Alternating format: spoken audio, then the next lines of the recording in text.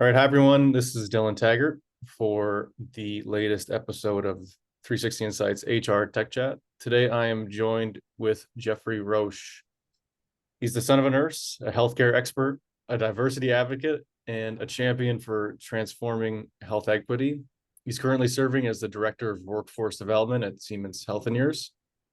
He has an amazing professional career with over 16 years of hospital and higher education leadership, and he was nominated to the Forbes Business Council for his work. So, Geoffrey, thank you for joining us today.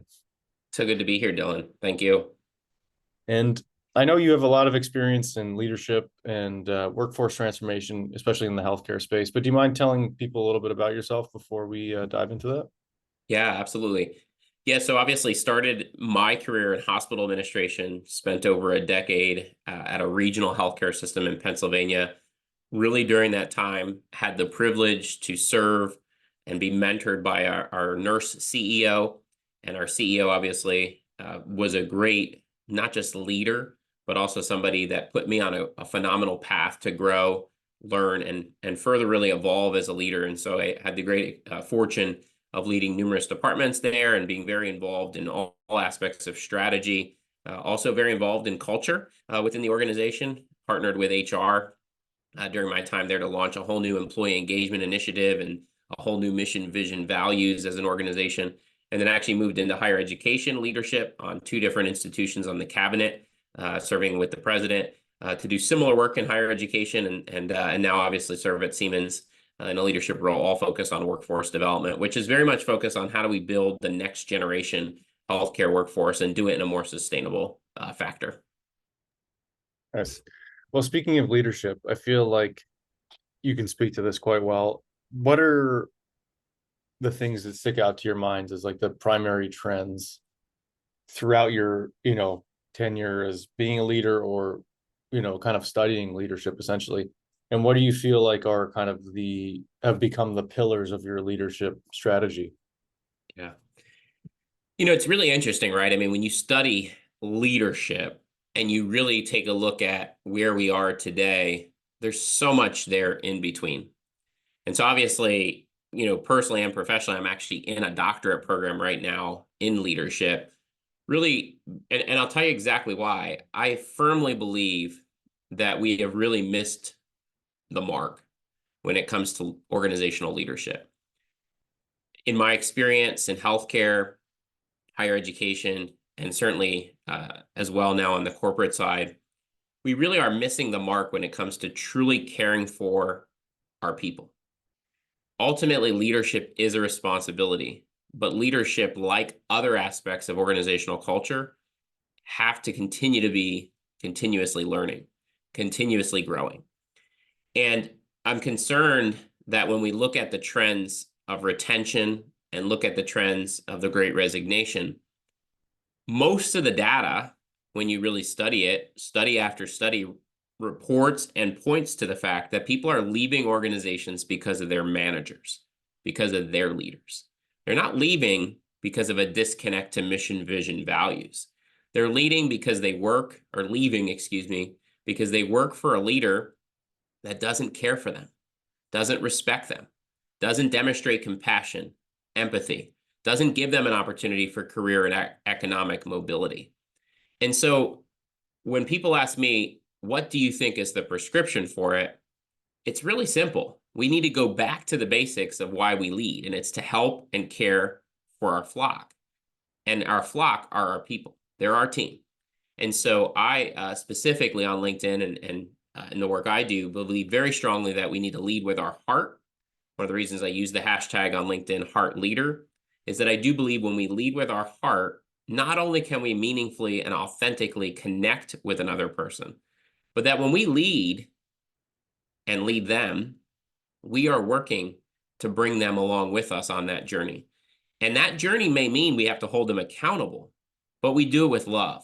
We do it with a heart. And so I firmly believe we have to get more leaders that care for people genuinely and want to help them be not only the best that they can be, but ultimately help them be successful in the organization and impactful in the work that they do.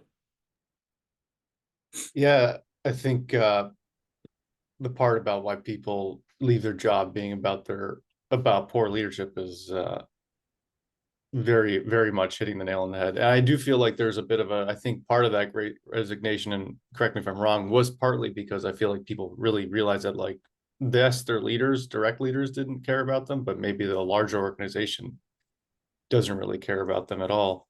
And I guess that can be fine if, a job, your work is just a job to you, but some people want more than that. And I think I heard a talk recently about how, as religion and other things we do outside of work have become a smaller part of, like, the American life and or Western lifestyle, people are looking to work for that culture, that, like, community. And how do you feel like you can couple these two things, be a good leader, but while having a sense of community, while fighting that kind of feeling that that people have, that maybe that they're disposable in their role? And how do you change that culture? Yeah. Well, I think we have to first acknowledge the fact that today we have more challenges, particularly with a mental health crisis in the workplace, than we ever have before, too, right? And I call it, for leaders, we have a make it or break it moment. Every day, every interaction, every conversation we're in, whether virtual, hybrid, in person, remote, email, phone call, meeting, conference call, it's a make it or break it moment. We either have the opportunity to make it for our colleagues or break it for our colleagues. That's the real reality of where we sit today. And we see it every day. Unfortunately, we're seeing it more and more, particularly in healthcare, which is the space I've spent the majority of my career. We're seeing it at record amounts of burnout, but ultimately burnout that's leading to causes of death. And so I hate to be morbid, but we have to be honest about what's truly occurring within our society today. And so I think, to your point, what really is the prescription, right? It does come down to building community, regardless of the fact that, people have, to your point, things that they do in and outside the workplace.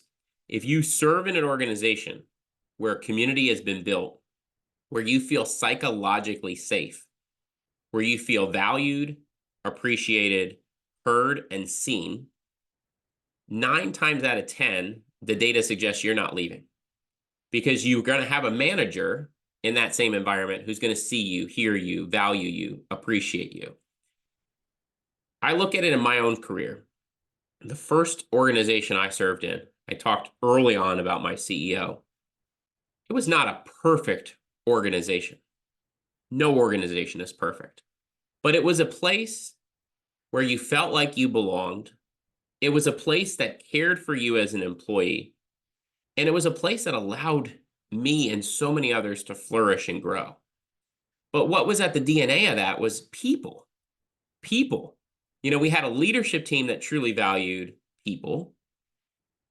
I will tell you, though, and I don't say this to be, rude, but across my full experience, areas that I have seen need to do more to care for people generally are in the human resource area, to be honest. Even in many of my experiences, it's really been human resources that has not necessarily gone the extra mile for people. And I think today, in many ways, maybe before we took that for granted, we had great benefits, or we had great, different elements that kept somebody. Today, it's different. We've got 5 different generations in the workplace.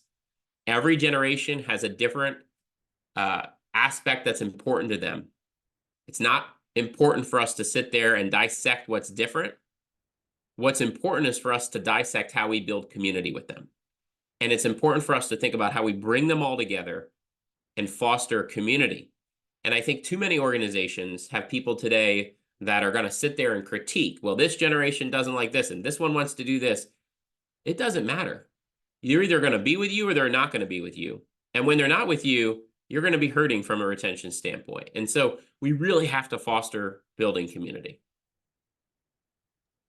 Yeah, and I feel like there's always been multiple generations in the workforce, and some of them have been quite different, especially, if you look at the post World War II generation clashing with, like, the late baby boomer generation, like those people working together, in a factory or whatever, you're going to have very differing opinions. But I do feel like what do you feel like are often, if you look at the two oldest generations in the workforce, Gen Z and let's say boomers, I guess it would be, where are they missing the mark and where do they overlap? And how can they interact better, I guess? Because some of those are going to be in leadership positions and some of those are going to be in entry level positions. So how does that all work? Yeah. So I think, if you look at healthcare specifically, again, it's the industry that I know the most. We've got 5 different generations, and generally we've got 2 of the more seasoned generations still in leadership. And, at a national level, when I go to national meetings and national convenings, these topics come up. And what I'm generally hearing a lot of so-called leaders talk about is, oh, these younger generations, they're not going to stay. So why should we be focused on this? They want to get new jobs. They're impatient. They don't want to, they don't want to show up to work. They're not, look, here's the reality. And I tell this to people all the time. If that's how you come to the party, you might as well not show up, because the reality of it is we're not going to change the generations. But what we can change is how we think about them, and we can break bread with them. And so what I think is critical is that, if you look at some work that organizations have done in this space, organizations that have thought about this from a people first perspective have realized create mentorship programs, create ways to engage them in a way that gives back, and at the same time is worthwhile for both. I look at my organization early on in my hospital system. The best leaders I had were actually people that were baby boomers, or even before that, other generations. And as a leader, I've led multiple generations, and some of those experiences didn't always start off exactly right. I'll give you an example. I had a colleague once that was reporting to me. He had been reorged several times in his tenure, and his last reorg was to me. And the first conversation we had, this was a gentleman well into his upper 50s. I, at the time, was in my 20s. The first conversation we had was, what are you going to teach me, young man? I've been through this way before you. And I remember sitting there and channeling in my mind, because I had been mentored by somebody who wasn't too far off of his age, our CEO. And I remember thinking to myself, I've got 2 roads to choose here. Either I'm going to choose the command and control road, which is a leadership thing that oftentimes other generations have chosen, where we bark and declare our orders and expect people to follow, or I'm going to choose that transformational model, which is to say to him, give me an opportunity. You haven't even seen what we could accomplish together. And I chose that path. And that path became absolutely transformational, not just for him, for our organization, and also for me, because I learned a lot from him. We learned a lot together. And ultimately, he built a phenomenal program that had impact that, when I look back, in his own words, wouldn't have happened if I wasn't his leader. But it was a joint effort. It wasn't me, it wasn't him, it was us.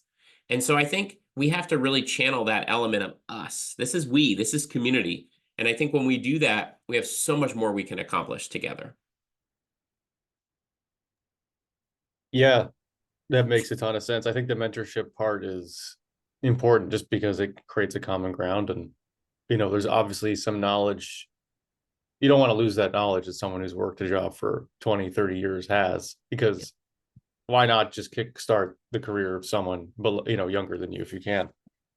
In terms of, in our previous talk, you said younger generations want organizations to invest in them. Do you think this could be one of those bridges? Like, if the investment does come from their peers and through mentorship, or do you think that means more of a overarching organizational thing, like better benefits and stuff like that?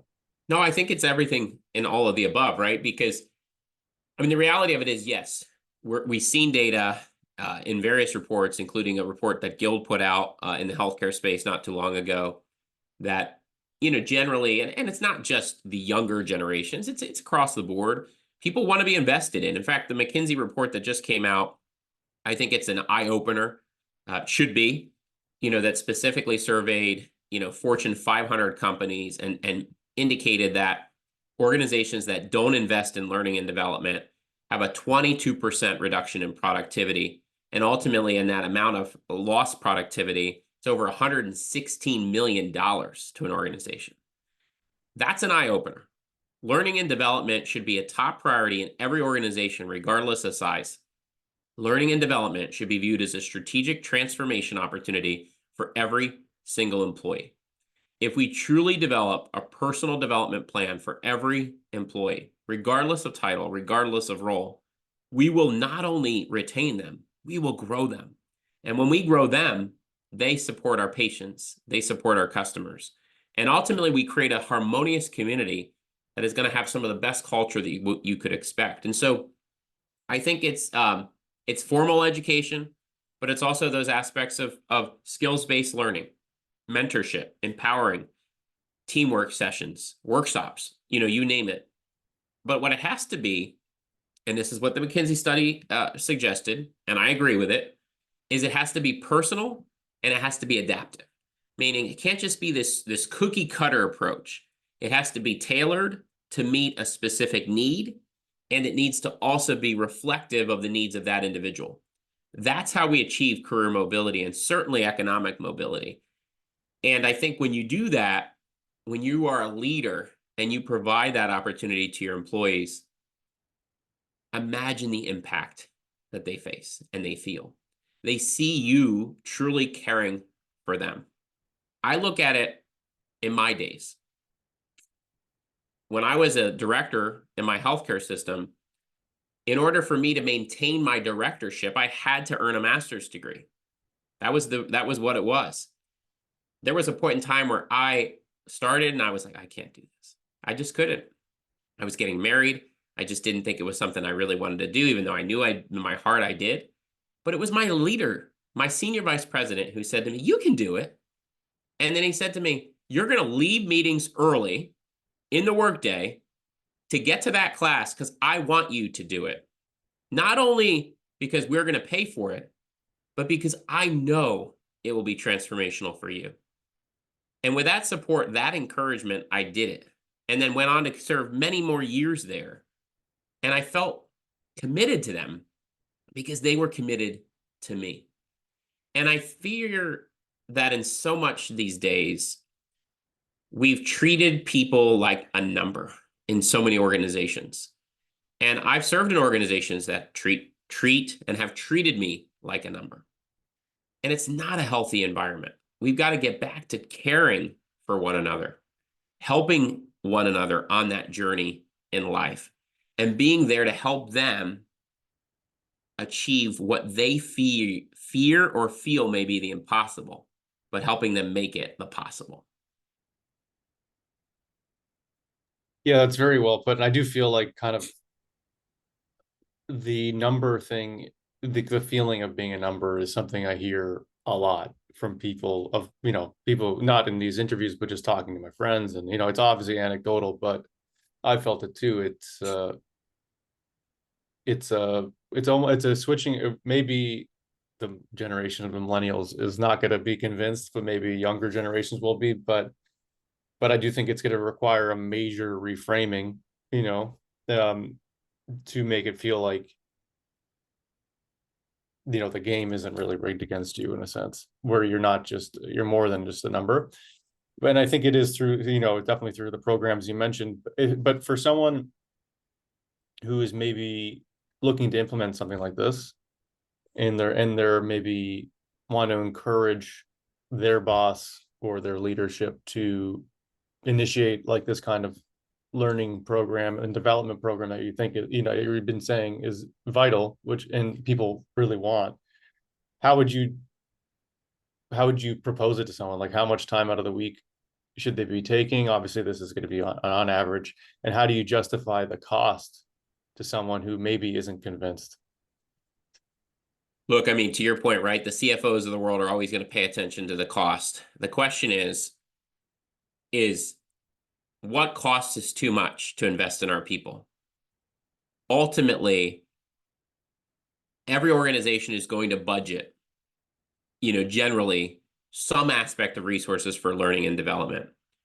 The challenge we've historically had is we budget far too low in those respective areas in every industry, significantly too low.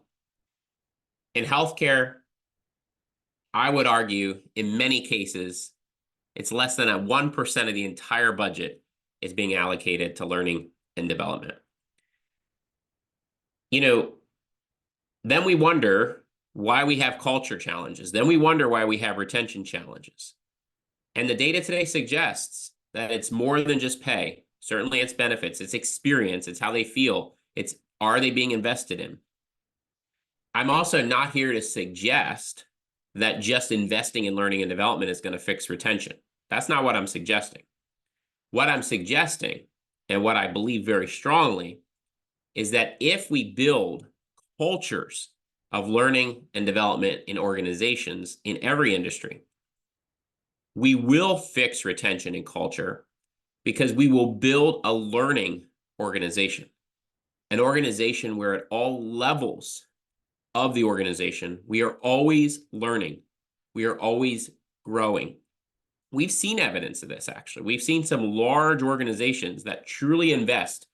CVS Health is one, actually, that has been regarded many, many times as being an organization. Aetna, for many, many years under Mark Bertolini, a true authentic leader who was very well regarded for his leadership, specifically investing in people, those types of things. We've seen other examples. Microsoft over the years has been, heralded in some of the earlier days, particularly for some of these things. We've got to really realize that it's a much bigger opportunity, but it is truly transformational. And so I can't say to you what should that number exactly be, but what I will say is it has to be equitable. It has to be applicable to all, meaning you can't just focus on leaders, because that's what a lot of organizations do. Directors, managers, and up get it, but the rest of the team doesn't. Nope, that doesn't work. It's got to be everybody. Everyone has to have a chance, because you know what? You don't know if that housekeeper, that food service worker, that environmental services aide could be the future CEO. And I would hope that as leaders, we want to make that possible. I look at my former senior vice president. He was in healthcare for 40 years before he retired a couple years ago. And I had the privilege of working with him for about 10. He started in food services, made his way all the way up to one of the highest ranked positions at our healthcare system. But he was the most humble leader you would have ever experienced. He never forgot where he came from. And he also never forgot the power of education, learning, and development. And he stood for that and was committed to that for everyone that reported to him. And it was no wonder why his areas of responsibility had the highest employee engagement every year, year after year. And I'll never forget HR once saying this, I just don't get it. You guys always have it. And I said to them, maybe you should just pay attention to the people and focus on the people, and you'll see exactly why we have it. And so it's those types of things that just make a huge difference. Yeah, and in that way you put it of building a learning organization, I feel like in healthcare that's very translatable, just because so many hospitals and institutions are also like learning institutions simultaneously. And I think people really do gravitate towards that because it feels like there's something happening. I think a lot of people want change and want to not be stagnant. So how do you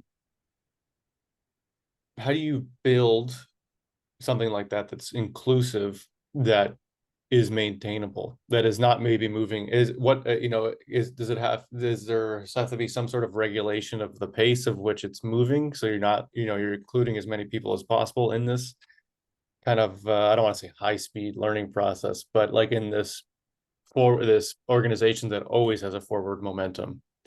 And how do you maintain that without maybe ostracizing certain populations of your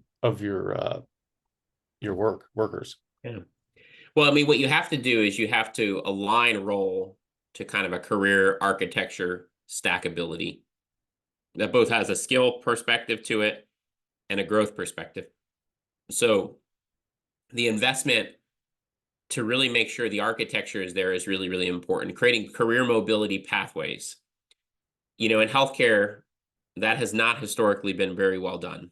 We generally have chutes and ladders. We don't actually have actual pathways. But we see many organizations today really thinking about this and doing incredible work to build pathways. So if you come in as in this role, how do you stack to this role? What does it take to get to that role? What does it take to get to this role? That's super important, and it has to be very clear, because for you as the employee, you want to see that you have a forward opportunity. Not everybody. Some people are comfortable, doing whatever work that they do and not necessarily having that forward mobility. But we know the younger generations absolutely, positively want to know. And you know what? We owe it to the entire community for everybody to at least know. And so you've got to have that. And it takes time. To your point, it does take investment. But what we know is that, I'll give you the IT sector. Certainly I haven't worked in IT, but those that I know very well that have worked in IT have told me it's just a very incredibly well understood mobility pathway. Different certifications get you this certification gets you this. It's clear. They're tracks.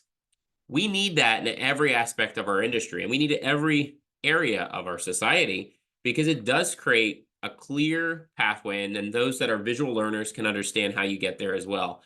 So you got to invest in that. And then from a leadership standpoint, when we meet with our teams, we've got to have honest conversations together about what that means. In my former healthcare system, I'm not that old, I'm a millennial, but we were doing that kind of stuff because I had a personal development plan. And every 6 months, my PDP was reviewed with my senior vice president. And at every 6-month mark, we looked at what else would I do to grow? What else should I do to grow? What could I be working on? What would allow me to get this versus this? And I'll tell you, in my entire decade there were so many parts of that PDP that I saw realized. When I was promoted, when I was asked to take on new departments, when I was asked to have additional FTEs, so many things that were intentional aspects of the PDP were so much like a career mobility pathway. And so we can do it. We just have to be intentional. And I feel like part of that, concept of being intentional needs to, I feel like there does need to be a bit of a sandbox around it, because if you do look at healthcare, and obviously this is just someone looking at it from the outside, and other industries that are equally as competitive, how do you kind of create that environment of constant learning, constant growth, without creating an overly competitive environment where then you're pushing people too far, and then maybe a culture of burnout becomes the norm, because it's just, one person's going to push it, and after a while you're into a situation where it's an unsustainable, maybe one person set the bar too high, and then you're just in this unsustainable period of growth, and then you have like people working 20-hour shifts, and that's seen as like a rite of passage or something, even though I wasn't. Isn't this the case in healthcare? Maybe I got the story wrong, that the guy who did that thing where he's like, the reason doctors go through that 24-hour shift or whatever was from this old practice, but the guy who did it was on cocaine or something all the time. Is that true? Like during their residency training, like the doctor who did it. Maybe it's just a folklore I've heard from people, but I can't speak to that as specific story. I mean, look, I think I'm the first to say that from a healthcare perspective, the current system, there's no shock to me that we have burnout the way we do, because we've set up inefficient ways of caring for patients. We have technology that hasn't actually been validated by our clinicians that are actually using it to deliver care, and yet they're expected to, and then they've got how many different patients to take care of. And I'm speaking about our electronic medical records and other aspects like that. I think, to your point, when you set up a learning culture, you certainly have to be very sensitive and aware to the fact that it's not to set up a competitive culture. Yes, you're going to have people that are competitive in nature, but I just can't say that I have seen that in my experience when I've served in learning organizations, that I've seen the competitiveness necessarily. And when you do, there's what I consider to be appropriate guardrails to rein that in, because ultimately it's not the goal of a learning organization. The goal of a learning organization, which is why it's really important in healthcare, is for everyone to continuously be learning and growing so that we deliver the best care to our patients and also take care of ourselves in that process. Quality, patient safety, excellence, all those types of things. And I think, what you're speaking to is, look, we have a lot of work to do on the medical side of this, without question. We have a lot of systems that are just not going to help us to address issues like burnout and culture today. But there's some great work occurring, and I'm confident that as time goes on, we're starting to see a stronger recognition. I look at I don't know if you heard of this book. I super excited. I haven't read it yet, but Just One Heart, for example, just came out. This is written by a phenomenal physician friend, Dr. Jonathan Fisher. Dr. Fisher is a leading voice on issues of wellness, burnout, and mindfulness in healthcare. And Dr. Fisher has been leading efforts at his healthcare system, Novant Health, to address some of these issues. And so I think what I'm encouraged is when we see people in the trenches telling us and learning about those challenges that are going to put forward their ideas to fix it, I'm confident that we're going to see a much different process in the future.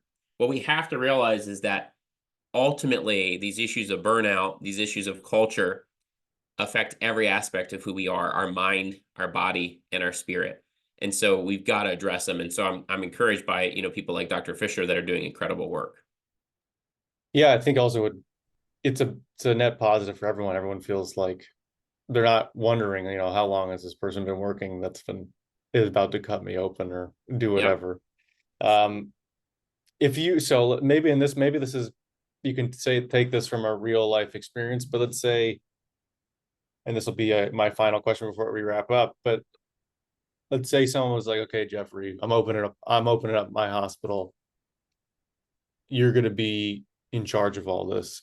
And I want to make sure we prevent burnout, prevent people from leaving the organization because of their boss, and kind of using all the tenets you've been speaking about.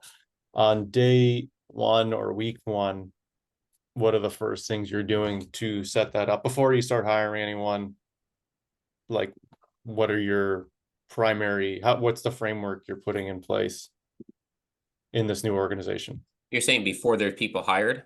Or let's say whatever makes the most sense for this example, because you know the Yeah. industry better than I do. So Yeah, I mean, look, I think that the most important thing that I would do is I would intentionally, actively listen to everyone on the front lines. I think that's where in healthcare, not unlike other industries, we've really faltered in so much of this.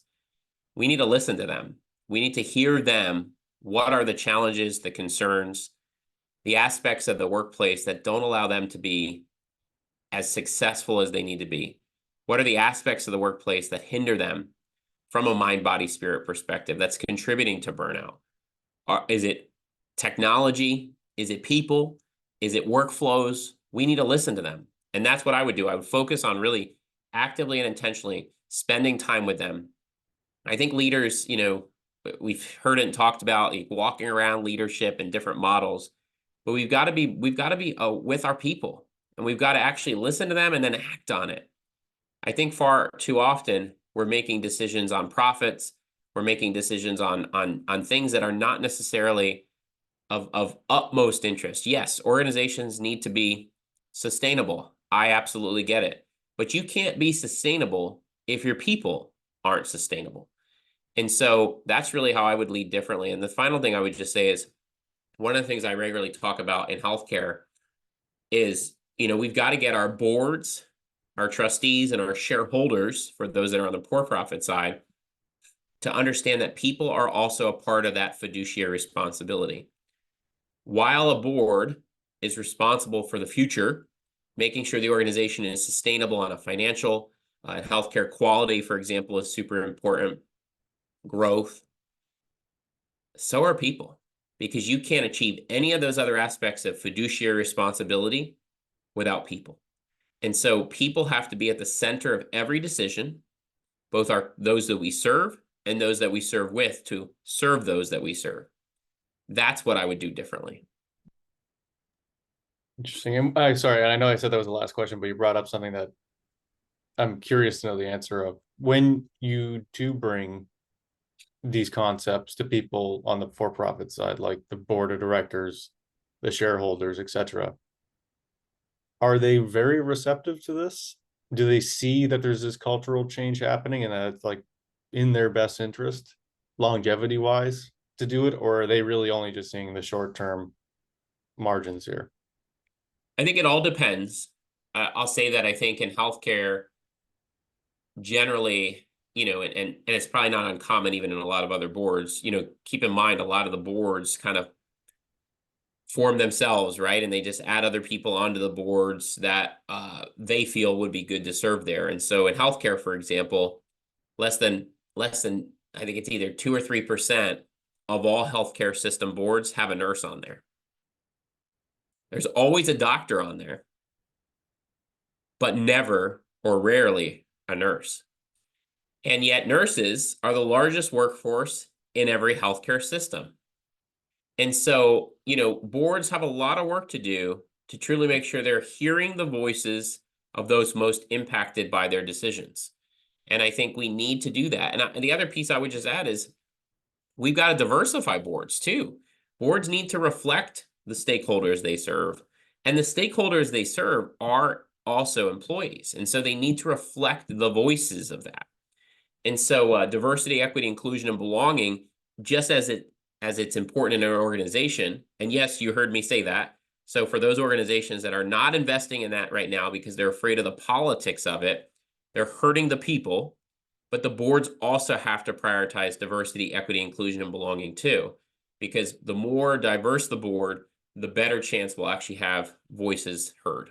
And so we've got to have that occur too. And so I think, Dylan, it's, there are some that are doing incredibly well. We still have a lot of work to do, particularly in healthcare when it comes to boards. And it's super important that we continue to do it. Yeah, very well said. And I do feel like that is the last bastion of all this change. I feel like everyone below it is like, let's go, we're ready to change. Like we all are feeling this, but it's this small, well, I guess it's, a bigger issue in society, but it's a small little line of people kind of that are still resistant to it. But it's good to hear that there is some change coming. Absolutely. Listen, Geoffrey, thank you so much. It's been a fascinating talk. And why don't you tell people a bit about what's going on for you in the future and where they can Yeah. be in touch if they're able to reach out to you? Yeah, no, absolutely. Happy to connect with anybody. Great place to follow me and connect with me on LinkedIn. You'll see obviously different places that I'm speaking and engaging there.